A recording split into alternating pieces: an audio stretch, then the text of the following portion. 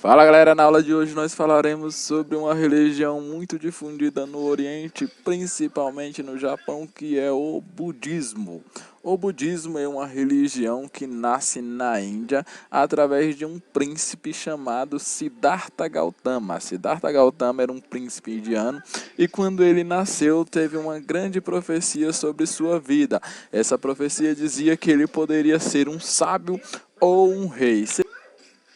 Seria um rei se ele não saísse até os 30 anos do palácio, e seria um sábio se antes dos 30 anos ele conseguisse ver o mundo e as mazelas deste mundo. Siddhartha Gautama, então, é pelo seu pai rodeado de luxo e riqueza. Todo luxo e riqueza possível era colocado pelo seu pai, o rei indiano, para que Siddhartha Gautama não quisesse sair do palácio. Mas a curiosidade sempre inquietou Siddhartha Gautama em relação ao que seria do mundo, e aos 29 anos Siddhartha Gautama se dá conta de que há um mundo muito grande para ser visto, e ele decide fugir do palácio. Siddhartha Gautama então foge do palácio e tem um encontro com 4 pessoas que vai mudar a vida dele. O Siddhartha Gautama tem um encontro com um idoso e ele consegue ver a velhice que está no mundo, que o mundo não é só de riqueza, mas que em um momento chegará a velhice.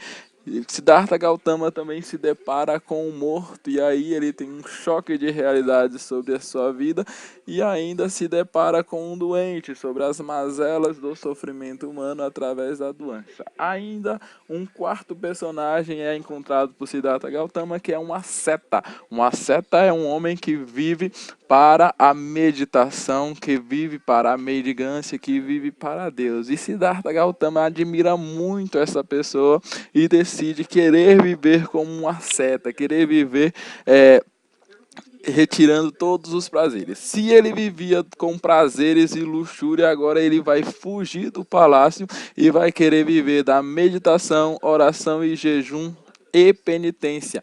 Ele vai fazer isso e vai exaltar isso ao máximo: a meditação, oração, jejum e penitência, principalmente o jejum e a penitência, chegando a comer caroços de arroz por dia. Mas ele percebe que não está aí o grande segredo da vida, mas que o segredo da vida é outro, que o segredo da vida não é nem muito na luxúria, nem na riqueza, e nem no jejum exagerado. Siddhartha Gautama começa a perceber que o caminho do meio é o melhor caminho para uma vida reta, para uma vida de meditação e iluminação, tá? Para Siddhartha Gautama, o caminho do meio é o momento da vida correta, e ele começa a propagar a tolerância, a não violência e a paz interior como princípios de sua vida. Ele começa a colocar os princípios da sua vida: a não violência, a paz interior e a tolerância. O Siddhartha Gautama, aos 35 anos, então, senta-se embaixo de uma figueira e começa a meditar sobre a sua vida, e nesta meditação ele alcança o que os budistas chamam de Nirvana, que é a iluminação plena, a iluminação completa, a iluminação máxima. Neste momento em que ele alcança esta iluminação, o Siddhartha Gautama vai mudar de nome e vai se chamar Buda, que significa o iluminado.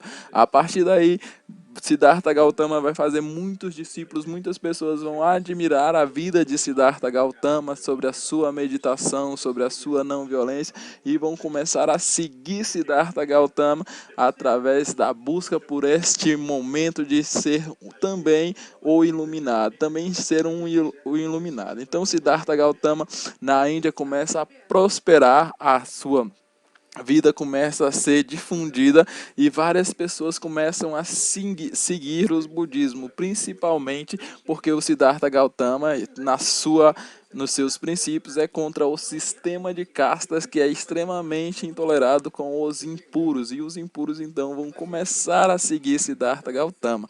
O budismo, após a morte de Siddhartha Gautama, vai alcançar vários países do Oriente, principalmente China e Japão, indo para outros países como o Brasil. O Brasil hoje nós temos uma boa parcela de budistas que difundem o princípio da não violência e da tolerância. Por hoje é só, pessoal. Foi essa aula aí de budismo para vocês.